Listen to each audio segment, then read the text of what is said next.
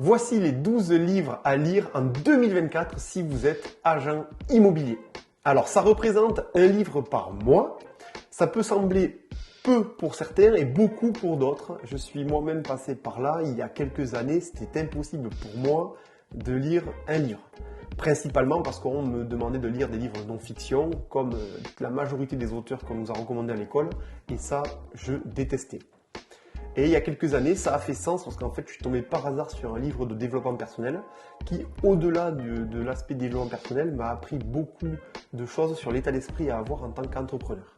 Et depuis, je me suis plu à lire ces livres-là. Ça a amené du sens au fait qu'on est entrepreneur, qu'on a plein de problématiques, que ce soit aussi bien marketing, gestion financière, enfin voilà, plein de problématiques là. Et c'est vrai que dans les livres, on trouve souvent pour entre 15 et 30 euros, des contenus super qu'on aurait pu payer des centaines voire des milliers d'euros dans des formations. Donc parmi les livres que je vais vous présenter, il y en a certains, ce sont des sacrés pavés. Alors pas de panique par rapport à ça, la technologie aujourd'hui nous aide bien. Si vous êtes un inconditionnel du livre papier, vous n'avez pas d'autre choix que de lire tout le pavé. Sinon, il y a d'autres alternatives comme lire avec un format comme les Kindle d'Amazon, c'est-à-dire que vous pouvez soit lire sur une petite tablette que vous emmenez avec vous, soit sur votre téléphone. Ça peut être utile des fois lorsque vous prenez le train ou lorsque vous avez des moments de temps mort assez importants, mais voilà, plutôt que regarder les réseaux sociaux, on avance un peu la lecture. L'avantage, moi, des Kindle, ce que j'aime bien, ou de l'application, c'est que vous pouvez surligner les passages. Comme ça, à la fin du livre ou plusieurs mois après, vous avez un PDF avec les meilleurs paragraphes exportés et ça vous permet de rapidement retomber dedans. Également, j'ai découvert depuis peu l'application des livres audio et c'est hyper intéressant aussi. Ça vous permet, pendant que vous faites du sport, pendant vos trajets chez les clients ou chercher vos enfants, également pendant que vous faites les tâches ménagères, d'écouter ça en fond et d'avancer.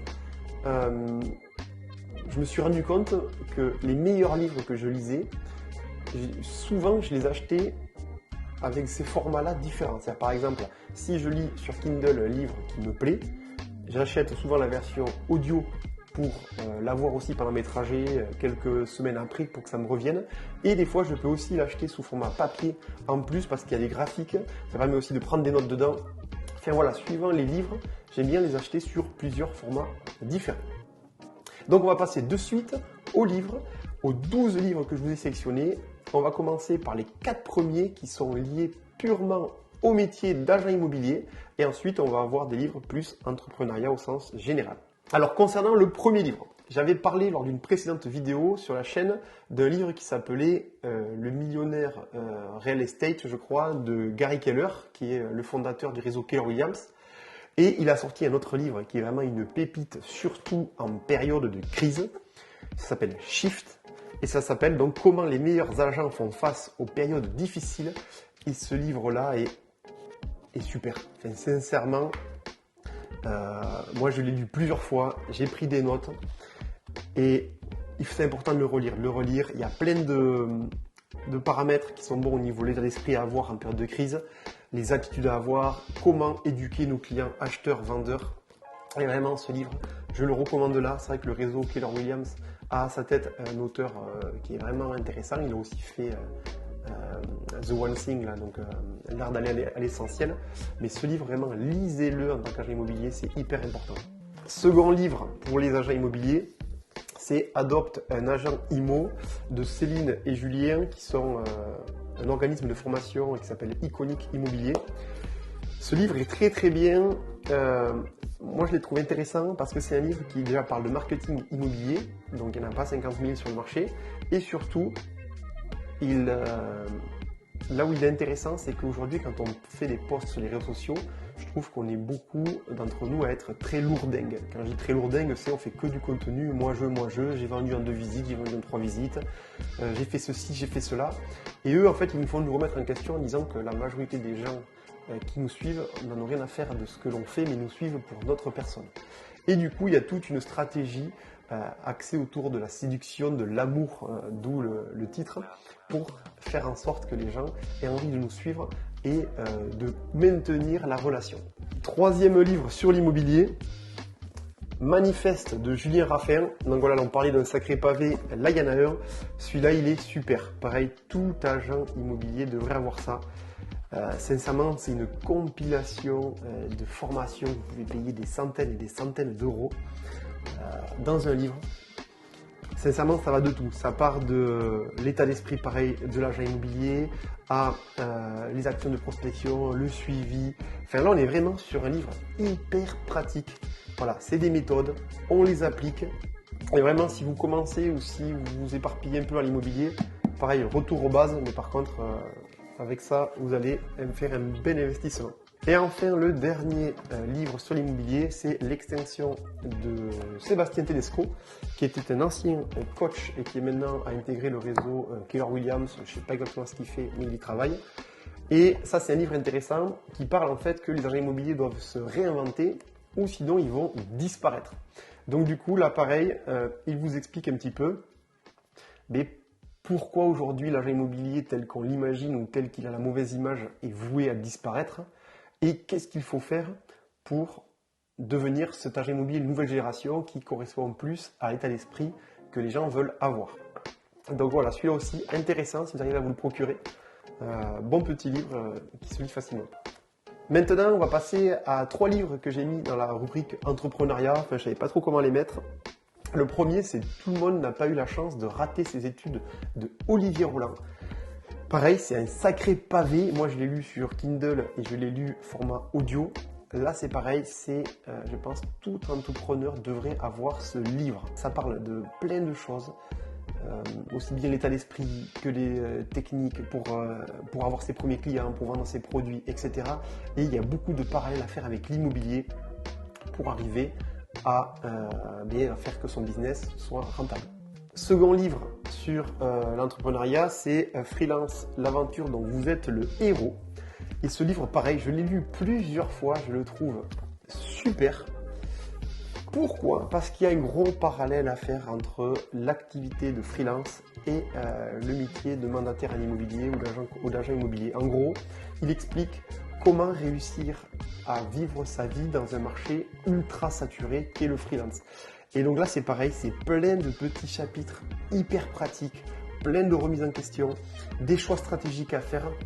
Et vraiment, dans un livre comme ça, on apprend énormément de choses, c'est-à-dire avec beaucoup d'humilité et être prêt à se remettre en question pour pouvoir, du coup, faire les bons choix. Un autre livre qui commence à être connu maintenant, c'est L'offre à 100 millions de dollars de Alex Hormozy. Alors ça, c'est un livre, il n'est pas épais par contre.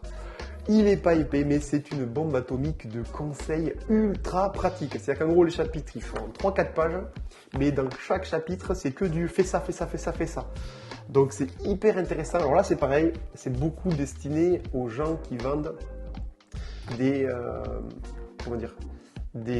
produits en ligne, des formations en ligne. Voilà, c'est pas forcément l'idéal, mais moi, ce que j'ai aimé, c'est dans l'état d'esprit. C'est-à-dire qu'il explique, en gros, son mode de truc, c'est d'expliquer que la différence entre le prix versus la valeur. C'est-à-dire que le prix que l'on fixe peut paraître élevé, mais tout dépend en fait de la valeur. C'est-à-dire qu'il explique, par exemple, si dans les mains, j'ai le billet de l'euro million gagnant et que je vous le vends 10 000 euros, pour vous, l'investissement, il va pas être forcément énorme comparé au gain. Et vous allez peut-être, même si vous n'avez pas les 10 000 euros aujourd'hui, vous débrouiller à les trouver.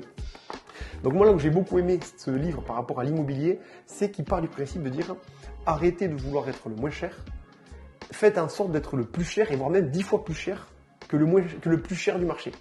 Et par rapport à ça, il nous fait réfléchir à des stratégies de comment faire en sorte que notre offre de service devienne tellement logique et intéressante pour notre prospect que lui-même en fait se trouverait idiot de la refuser. Donc vraiment voilà, pareil, ce livre, si vous arrivez à le trouver, hyper intéressant, plein de petits dessins, des histoires pour illustrer les propos, super livre. Le prochain livre, c'est Montrer votre travail d'Austin Kleon. Alors celui-là, vous voyez, c'est un tout petit livre, celui-là il peut se lire sur les WC, dedans il y a des pages des fois avec des mots chocs comme ça. Voilà, soyez un bon conteur. Moi j'aime bien ce livre parce que il est très simple, mais à la fois il nous fait avancer très rapidement. En gros, la philosophie du livre, c'est de dire que si aujourd'hui vous ne montrez pas votre travail, comment voulez-vous que les gens vous trouvent ? Et c'est vrai qu'on est dans une ère où les agents immobiliers, pour beaucoup, on n'ose pas aller prospecter, on n'ose pas appeler, on n'ose pas être intrusif, etc. Et du coup, on devient invisible. C'est-à-dire qu'au lieu de déranger, on devient invisible. Et il nous explique, en gros, de comment faire en sorte de parler de son métier de façon intéressante pour que les gens puissent nous suivre et surtout, à la fin, acheter notre service. Ensuite, je vais vous parler d'un livre de productivité, alors que j'ai lu que sous format Kindle, je n'ai pas le format livre, qui s'appelle la méthode Make Time. Là aussi, c'est hyper intéressant. Il nous explique qu'en gros, on est constamment aujourd'hui sollicité, que ce soit par l'afflux d'informations sur les réseaux sociaux, sur les médias, etc. Ou alors par les nombreux rendez-vous que l'on se met, avec les emails, etc. Donc eux, leur méthode, c'est une méthode très pratique où en fait c'est pareil, c'est plein de petits chapitres où dedans il y a des conseils à mettre en place. Donc si vraiment vous voulez être réorganisé ou si vous dites que vous procrastinez un peu trop, eh bien n'hésitez pas, lisez ce livre et dedans il y a plein de conseils. Prenez-en juste 5, mettez-les en place, attendez un mois, remettez-en 5 en place et vous allez voir que votre situation va évoluer. Moi personnellement, il y a plein de choses que j'ai changées, comme à quel moment est-ce que je consulte mes mails. Mon téléphone, aujourd'hui, j'ai rechangé l'agencement des applications de façon à être le moins dérangé possible, ou du moins si je suis happé par mon téléphone, d'avoir des portes de secours pour vite quitter et reprendre mon travail. 2 livres maintenant concernant la gestion financière. Le premier, c'est L'effet Snowball de Johan Lopez. Alors ça, c'est un livre, pareil, que j'ai lu sur format Kindle. Hyper intéressant, je pense que tout le monde devrait le lire sur la gestion financière personnelle. Ce livre, vraiment, je trouve, il va du très basique pour un enfant qui ne connaîtrait pas à quelque chose d'un peu plus poussé. Au fur et à mesure des chapitres, il explore comment épargner, quelles sont les méthodes. Voilà, plein de petites méthodes. Là aussi, c'est du très pratique, mais surtout, ça permet en tant qu'entrepreneur, de savoir où est-ce qu'on doit mettre les pieds au niveau financier. Et ça, c'est vraiment un très bon livre. Un autre livre sur la partie finance, mais par contre professionnelle, c'est celui-ci, Le profit d'abord de Mike Michalowicz. Pareil, super livre. Moi, quand j'ai lu ce livre-là, alors moi, pour le coup, je suis le vilain petit canard de la gestion financière entreprise. C'est-à-dire que tant qu'il y a de l'argent sur le compte, je gère, il n'y a pas de souci. Et dès que le comptable m'appelle en me disant Cédric, là, il faut faire quelque chose, c'est à ce moment-là que je me penche. Mais la difficulté qu'on a quand on est entrepreneur en France, c'est que vous recevez de l'argent d'une commission et par rapport à ça, vous avez plein de sorties qui arrivent plus ou moins rapidement. Par exemple, la TVA, ça part direct, les charges, ça part direct, mais si vous versez un salaire, l'URSSAF sera calculé l'année d'après par rapport à votre salaire en fin d'année. Donc, ce livre-là, c'est là où il est intéressant, c'est qu'il explique une méthode très facile de créer 5 comptes professionnels où dedans, en fait, chacun, vous les alimentez suivant une stratégie et ce qui vous permet, en fait, de vous payer, de générer du profit et surtout aussi de mettre de côté tout ce qui doit partir au niveau des charges. Et c'est quelque chose de très simple à faire et surtout d'évolutif. C'est-à-dire que moi, je suis parti de rien du tout, d'une situation catastrophique. Et du coup, je me mets en place palier par palier pour essayer de me rapprocher de lui, de la méthode ultime qu'il a et surtout qui est hyper intéressante. Enfin, pour terminer, le dernier livre que je vous recommande, c'est Storybrand de Donald Miller. Là, ça parle, aujourd'hui je pense que vous n'avez pas effleuré, de storytelling.